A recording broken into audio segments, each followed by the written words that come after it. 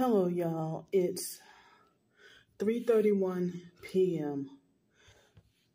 Well, I got like 14 minutes left to be here. So I survived. Yay. I was able to get to be in here all day. But the thing was, I didn't really get to get a nap or get any sleep or nothing because of feeling nervous that, somebody might somebody might need to come up in here or whatever. So I didn't get to get a nap. And I pretty much did the same thing that I did yesterday. Watching a few videos and looking things up, researching stuff. But I was gonna do a blog post, but I thought about maybe doing a YouTube video, but at the moment I'm kind of pressed for time, so I won't do the YouTube video about my experience with Kedron mental health specifically. But I think I did probably somewhere in the past talk about videos of mental hospital experiences and a few other experiences I wanted to do. I don't know if I want to do videos or blogs, but I mean, I guess videos you can just talk and get it out of the way. But blog is usually more time consuming, but the benefit is, I guess, you got more control over what you write than what you verbally say, because sometimes you can be just rambling on and then accidentally slip and say certain things, especially when being sleep deprived. I mean, if you might accidentally slip and say stuff you didn't mean to or that you didn't intend to say. So I started on quite a few blog posts and short stories, but it's like I'm kind of backed up due to the sleep deprivation and homelessness and trying to go job hunting and everything. But I've been just sitting here, researching and all that, and watching YouTube videos and researching and reading up, some stuff about targeting and stuff. So if I've been just sitting here and I'm feeling out of breath, I mean, no, I did just go to the bathroom, but I walked over there. I didn't run, but then I come back and I'm feeling like as if I ran for miles. But I know I'm still sleep deprived. And it's like I feel the need to breathe hard, like my heart is trying to work extra hard because of the sleep deprivation. Well, I didn't eat lunch, but I'm hungry. But I have enough money to eat, but I don't have enough for a hotel room. But I mean, I don't know how bad it's supposed to rain tonight, or this evening or tonight, but I heard it's supposed to be some thunderstorms. I heard it's supposed to be some thunderstorms.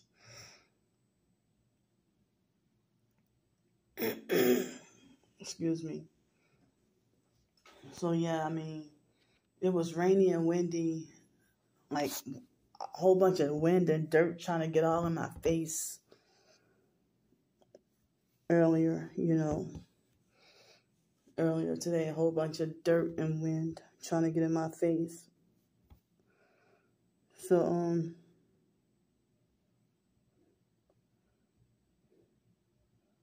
yeah, right now I kind of feel like I know it's almost time to go. Because it's Saturday and the library closes at 4 and I got to be out of here by 3:45. So I wanted to have used the bathroom before 3:45, before, it's time to leave. And then what the hell else to do? So, I don't want to go, like, since I've been here all day, I don't want to go venture out towards somewhere away from downtown, and it's later in the evening, and then the buses stop running sooner on Saturdays. I think they stop running at like 5, excuse me, on Saturdays, and 7 p.m. on weekdays. And then on Sundays, only what I call the military buses, with the beach bus and the bus that goes to the Navy station or whatever in the mall. They run on Sundays. But, the regular routes, they don't run on Sundays. So me being on the streets, I got to be stuck downtown on Sundays. Like tomorrow, I got no choice but to be stuck downtown. Or, it's before the what started in 2020, it was easier access to just get on the bus and go to the beach or go, excuse me, or go to the mall. But it's more hectic. It's more hectic on a Sunday to try to get from downtown to go wherever, because I don't know, they run funny, so that's why I gotta just stay downtown tomorrow. They had an Asian looking man that came walk through here and look at me real hard.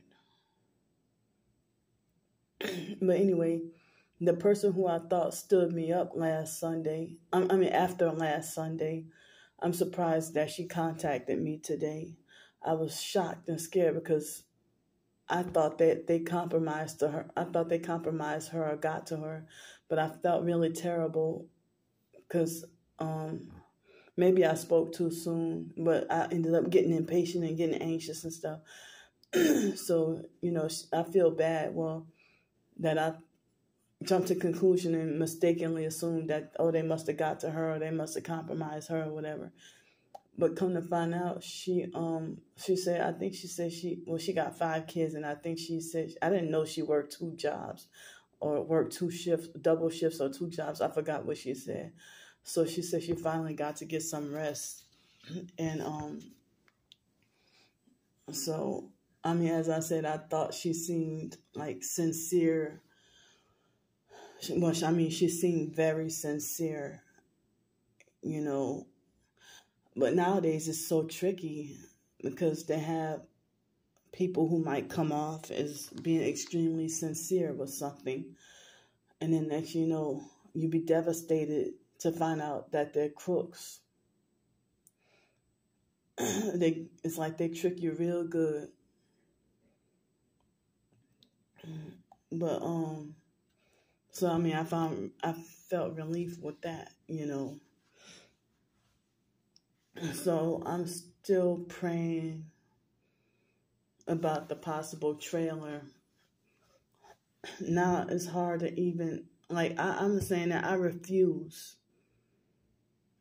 to rent a room from somebody. And plus I already did videos. I'll talk about the complications with renting a room. So I won't even try to rent a room again. But renting a room out of other people's house. And I can't do roommates. Especially being targeted, I have to be by myself. And then with my disability, I have to be by myself. And it's so complicated with trying to get a job and working and stuff with my hypersensitive ears. I concluded that, wow, if they had a lot of people in a restaurant and I was a restaurant server, in which I can't even get those kind of positions. But even if there was no loud music playing, everybody's talking and having conversation, that kind of psychologically and mentally paralyzes, or like noise, it would hurt my ears and psychologically and mentally paralyze me temporarily, so I need to either be someplace very quiet, or if there is noise, I have to be able to have these, with the MP3 player and the white noise to black out outside noise, and I'll be able to function and concentrate better with that. So it's so difficult, you know. I said I was hoping to be off the streets, you know, I was saying by October, but now I gotta say November. And so, and I hate when narcissistic abusers try to dictate how they want my life to be. If you secular and worldly, or even some of the fake Christian ones, if they'll be like, you don't have another choice. I mean, you don't have any other choice. You have to do this. You have to do that. Says who? They won't allow me to, or they got something to say about my choices in life. I mean, if I don't want to live with people and if I want to be by myself, that should be my freedom and right. Why should they make it like as if I should have no other choice but to go and live with people who are going to perp and abuse me and set me up and frame me? And like, all it would take is like, if I get into an argument with the roommate over them blasting loud TV, and then next thing you know, it leads to an argument, and for me to be hauled off to the mental institution, and then trying to falsely accuse me of being crazy and all that, you know. It's all it would take, something like that. But let me be quiet for a bit.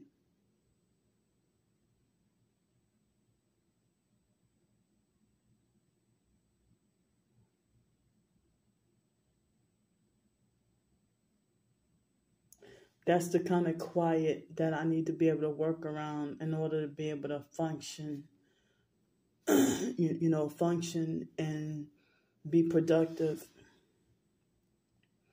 or to be able to get to sleep, or have my earbuds. And that's one of the most challenging and most crippling things. And as I said, I don't know if I'm microchipped, and my hypersensitive ears is one of the main things crippling me. But even if I didn't have that condition, I'm still blacklisted, and it's hard to get a job anyway. You know, it's like I can't work at restaurants. I can't work at retail stores. Me having a bachelor's degree, people said I need a position at least $30,000. I mean, at least $36,000 a year. Well, and it's like, excuse me, they want me to work through the system and follow the system, and they try to narcissistically lecture me, saying you got to crawl before you walk, and you can't just get this and get that. Well, how you living a high life? You sold out, and which I'm not going to do that, but you sold out. So how you going to lecture me and say, oh, you can't just go and get you a good translation job? You got to go to school. Oh, you can't just go and be a translator. You got to go to school for that. Well, bastards, I went to school. So,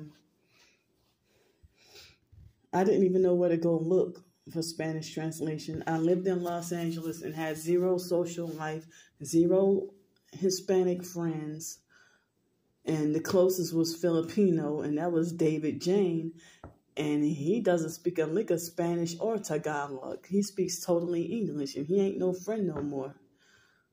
So, they turned him into a perp. So, I mean, Pensacola is more, they got some noise sometimes, you know, but it's more laid back and quiet than New Orleans, Miami, Los Angeles, Chicago, New York City, St. Louis, Missouri, places like that. And I cannot tolerate cold at all. At all. So, I mean, if I was living up north, I mean, I'd be kicked out of a shelter so fast. And if I were if I were to have a place to live, you know, having to deal with landlords that not gonna fix the Ooh, wow. Okay. My my phone just alerted me that there's a tornado watch. So and it's about time for me to go too. It's now 3:46. So I'm gonna see y'all in like 15 minutes.